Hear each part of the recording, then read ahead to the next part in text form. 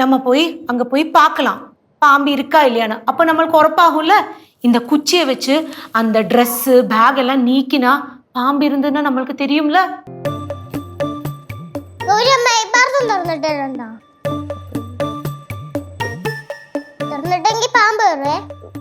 അമ്മ ഇനിയിപ്പോ എന്ത് ചെയ്യും? നമുക്ക് എന്തായാലും അവിടെ പോയി നോക്കാം. എന്നിട്ട് കാണുവാണെന്നുണ്ടെങ്കിൽ നമുക്ക് ഫോറസ്റ്റുകാരെ വിളിച്ച് പറയാം.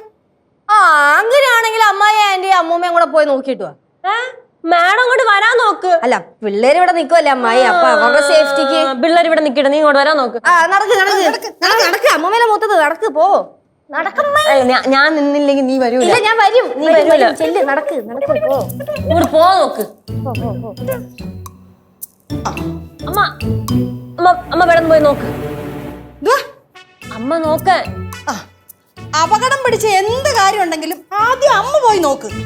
അങ്ങനെയല്ല അമ്മ, അമ്മ പല അപകടങ്ങളും തരണം ചെയ്ത ആളല്ലേ? അതെ, തരണം ചെയ്ത. എന്നെ പണ്ടേ പാമ്പ് കടിച്ചിട്ടുണ്ട്. ആണോ? ആണോ? ഒന്ന് ചുമ്മാ ഇരിക്കവര്. ചുമ്മാ അങ്ങ് എന്തെങ്കിലും പറഞ്ഞു കഴിഞ്ഞാൽ ഉടനെ തള്ളി തള്ളി അങ്ങ് ചെത്തക്കൊമ്പേ കയറ്റും. നിങ്ങൾക്ക് പേടിയാണെങ്കിൽ ഞങ്ങൾ പോയി നോക്കാം. കല്ലോ അതൊന്നും വേണ്ട, നമ്മള് കുഞ്ഞു കുട്ടികളാണ്, അതുകൊണ്ട് വേണ്ട. വർത്താനം പറഞ്ഞോണ്ടിരിക്കാതെ ഇങ്ങോട്ട് വരുന്നുണ്ടോ എല്ലാരും? ആ നടക്ക്, ഇങ്ങോട്ട് നടക്ക്. ഓ അല്ല സോറി.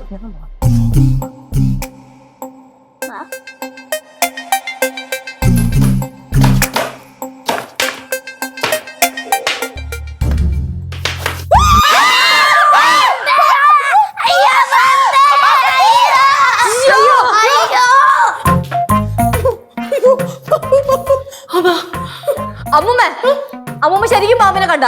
ഞാനിങ്ങനെ തട്ടിയപ്പോഴേ ഫോറസ്റ്റ് വിളി. നമ്മള് തപ്പിയെടുക്കണമല്ലോ.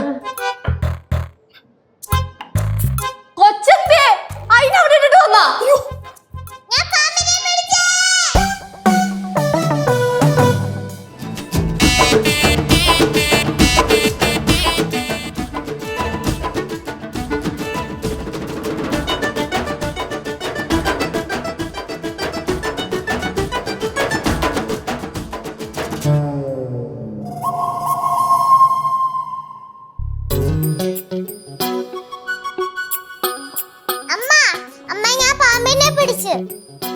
ഇതാ രാജവമ്പാല.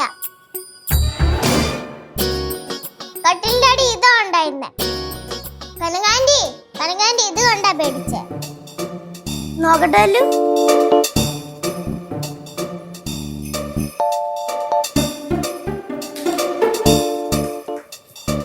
ഇതുകൊണ്ട് ആരായാലും പാമ്പാന്ന് വിചാരിക്കും. ഇത് ഞാൻ കഴിഞ്ഞ ദിവസം റോട്ടിൽ നിന്ന് എടുത്തോണ്ട് വന്ന സാധനമാ. കാറിന്റെ ടോറല്ലേ, അതിനകത്തുള്ള എന്തോ ഒരു സാധനം.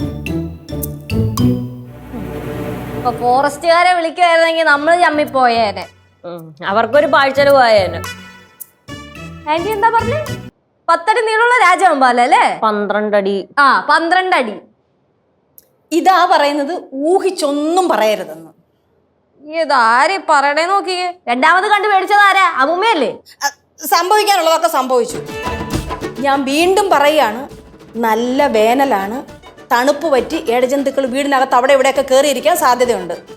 അതുകൊണ്ട് വീടും പരിസരമൊക്കെ നമുക്ക് നന്നായിട്ട് വൃത്തിയാക്കണം.